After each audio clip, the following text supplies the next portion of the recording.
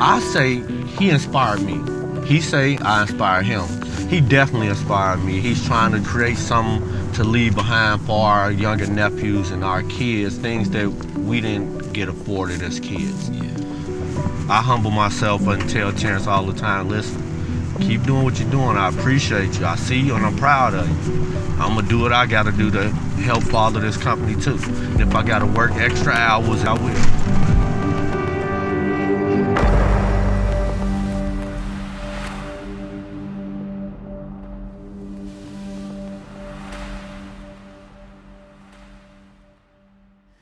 When the judge sentenced me 14 and a half years, I remember feeling like I need God to help me not answer for the crimes I committed. You know what I mean? I need it out fast and now.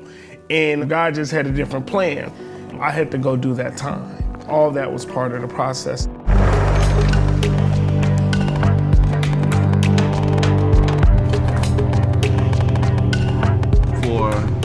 People coming out of situations as incarcerated like me and Terrance, being able to have great employment, steady employment, that can determine you making a bad decision in life to survive. Right. Sitting around, your mind just ain't thinking positively. So working is so important to me. It keeps me grounded on the right path because I know what I'm fighting for. Terrance, he been through it. He understands it different. So with him helping people out and giving people the opportunity, the way he communicate with us, he can break through to us a lot more. I wanted to make sure I hire folks that's been incarcerated, men and women, with a particular focus on the BIPOC community, just recognizing that like there's still unique struggles associated with Black and brown folks coming out of jail. We decided like, look, we just gonna hire folks with criminal backgrounds, coming home, on the verge of going back. Because of my own history, I meet with probation officers, answer their calls, show up at meetings. And if I feel like you might be sliding, we gonna pull you in. And because we all been through what you've been through, you can't run it on us, right? And then usually folks get back on it because they feel like we care. So did they say you just started? Yes, sir. How long have you been on here? 2 weeks now, 2.5. Yeah, how you finding it? I love it. Ever since I came here, I just feel loved. I feel more appreciated, more everything. I just love this work, especially getting out there in the community. And sometimes, you know, get to touch the hearts, especially with the homeless, because you know they deal with all the havoc down there. So I'm blessed. I love it here. Wake up early. You know, a lot of people don't like waking up early. I love waking up early. I got to see them birds flying around in the air and everything. Yeah. Every day they're here before me. I gotta like rush to beat them here, right? So when you say they don't have the discipline and work ethic, I disagree. How can you tell people that God loves them when they can't feed their family? There's a connection between feeling loved and feeling fed. I didn't want a company where I tell people like, don't steal, don't destroy. We know that's all you know, and then I'm gonna give you minimum wage, which in Portland, we know you can't feed your family. So very early, we committed to pay no less than $25 an hour. So we're only gonna go after even private work that can give people real living wages. Once or twice, my wife had to remind me like, don't go after the work. Like that might not be for us because where you need to be in the low bid process, you can't win and take care of your people and be profitable, and we're about people first.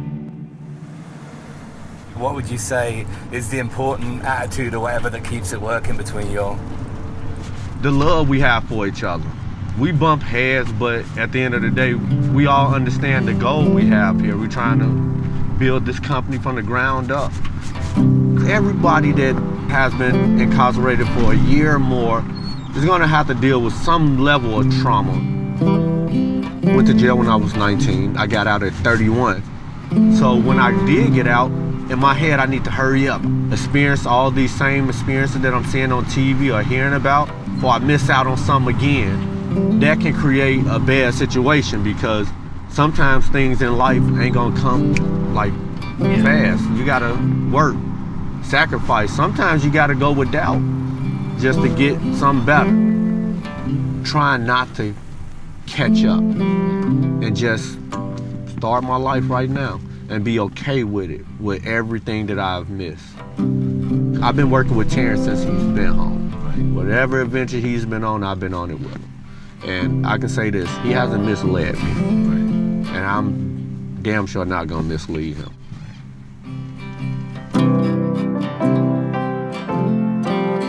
I got an electrical license when I was incarcerated. Me and my wife started an electrical company and I was just working and grinding. But you have to know how to run a front office and manage a project. All these things I didn't know how to do. And so I had met Jeff before I came home. He came in as a volunteer. You know, he's just a busy dude, but he was sincere. And so a couple years in, I was like, you know what, I gotta learn. And so I talked to Jeff, he's like, all right, come on, we'll teach you how to be a field engineer, you'll learn all these things. Ray Moore helped teach you how to, you know, be a legit business person. So I went to Ray Moore, spent about 3 years there. Terrance was always engaging, passionate about when he was getting out that he was gonna do some things different. It's hard to be something you've never seen.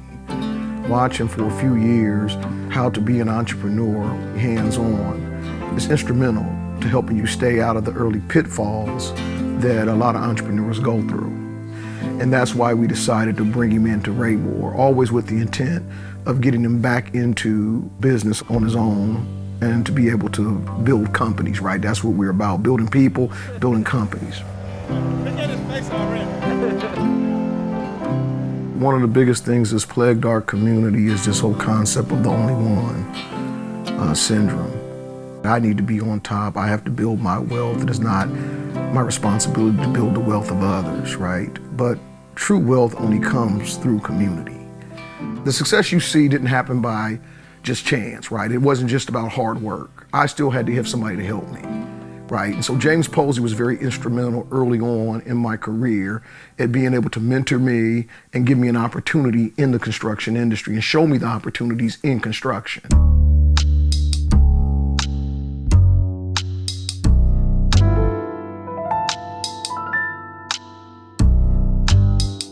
You know, we all go sideways and we all make mistakes, but at the end of the day, it was always going to be somebody somewhere. Then you couple that with a spiritual understanding.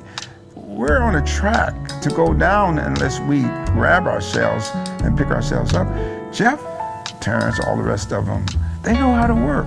There's something in them that makes them get up and get at it. They got to make something happen in their lives. If you look on the other side, these gangbangers have some of the same things. That's what they do. They want to be seen. They want to be somebody. That's internally in them. That's why they do what they do. They're going to get some attention one way or the other. Terrance and all these other guys turn this energy into something that's going to benefit our community. They look and they see their kids, their workers' kids, their neighbors' kids. They have an opportunity to prevent what they had to go through. They can stand in the gap. I first met Posey. I was a project manager managing construction of affordable housing, and Posey's comment to me was, affordable housing, you know, it's a race to the bottom. And I said, well, why do you say that? He says, we can't build enough affordable housing, but people really need is income. They need more income. And I had never had anyone say that to me. I was in my 30s. That was the first seed in my mind, like, we need to maybe think about how we're approaching the social needs of our community in a different way. Several years back, we had a guy roll in here from Chicago, Usini Perkins. You know, he had the dashiki, he was all Afrocentric, and quite honestly, I felt like our community was floundering. He came in as the director for the Urban League and started several prominent organizations. There was an impetus to have us have control of our own destiny around how we build wealth, learning about the stock market, a literary club in which everybody had to read and be up on James Baldwin, Langston Hughes, gave us a sense of what the possibilities were for our community and in areas and spheres that we hadn't even thought about. Some of those things are still with us. Coalition of Black Men, for example, is still with us. The Coalition of Black Men wanted to create a company, this vision of like graffiti removal, cleanup, trash removal, create this model of our community self-sustaining and choose somebody out of the community that can run Restore Nuisance Abatement one day. And when the time came, I figured, why not me? Right? Like everybody was like, well, you know, you still had a lot to learn. They were right.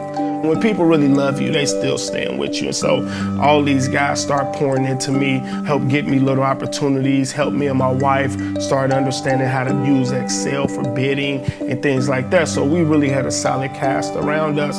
But not to say they didn't kick my butt about running too fast, but they never let me fail. I've heard generation from generation, particularly African Americans, talk about broken workforce programs.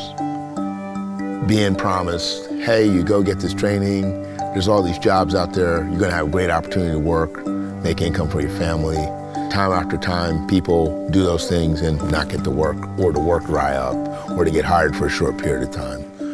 Coalition wants to turn the workforce model on its head, so rather than train people first and then hire them, I want to hire people first and train them. And so rather than have another nonprofit and another program, I wanted to have a business.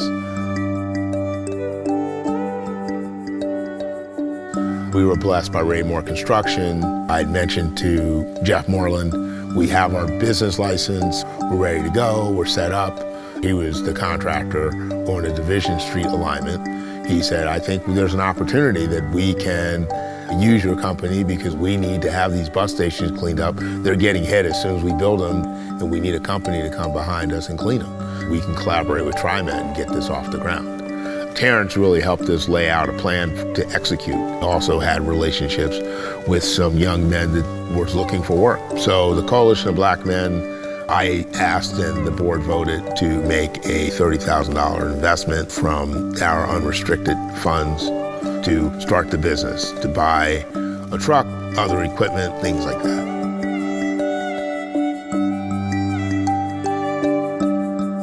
These are the same people that brought pain and hurt and harm into the community. We're saying you're gonna use your body to bring some beauty.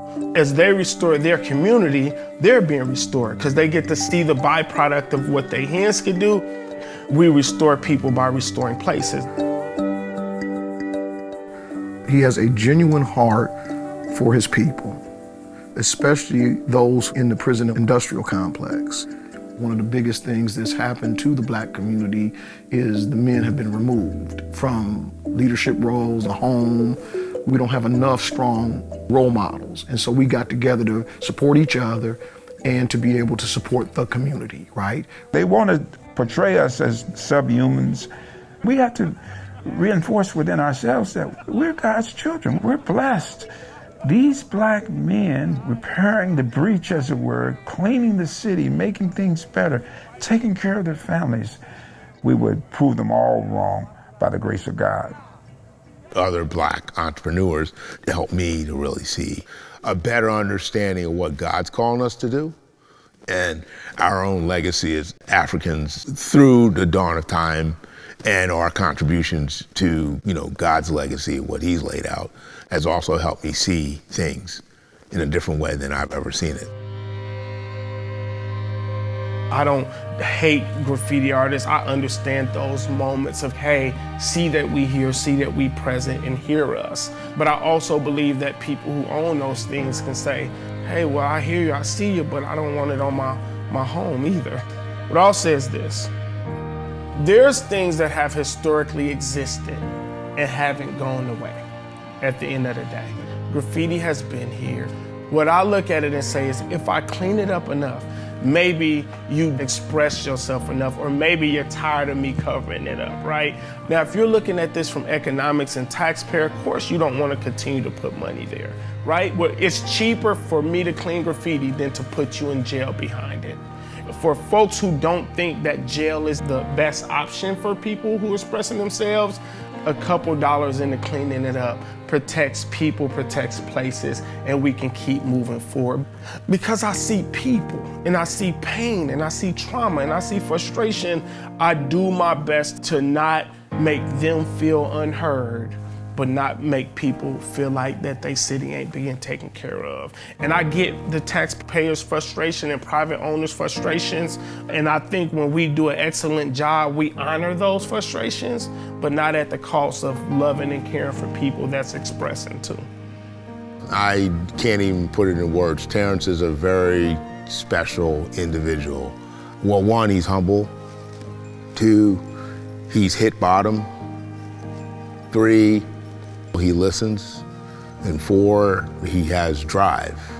5, he cares about family. He was just extremely patient with me and the coalition as we were trying to get this off the ground. His demeanor and how he approached the work, he just stepped up and said, I got this. And not only he said he got it, he had it. He would probably admit now he could have used a little bit more time. It's hard to be prepared for that load, what it takes to be an entrepreneur and how much constant pressure you have on capital and resources to be able to make things go. Our job is to demand excellence out of our people. And I'm very hard on our people because I understand how talented we are. Jeff would always say you can't fail, because if you fail, people fail with you. And when you put people first, you consider them. So it's not about you. And that's what I got the most out of Raymore. Like, you say you love your community, you say it's about the people, then it can't be simply about money, and it can't be about your ego. Listen, honest words, man, a good mentor is gonna kick your tail.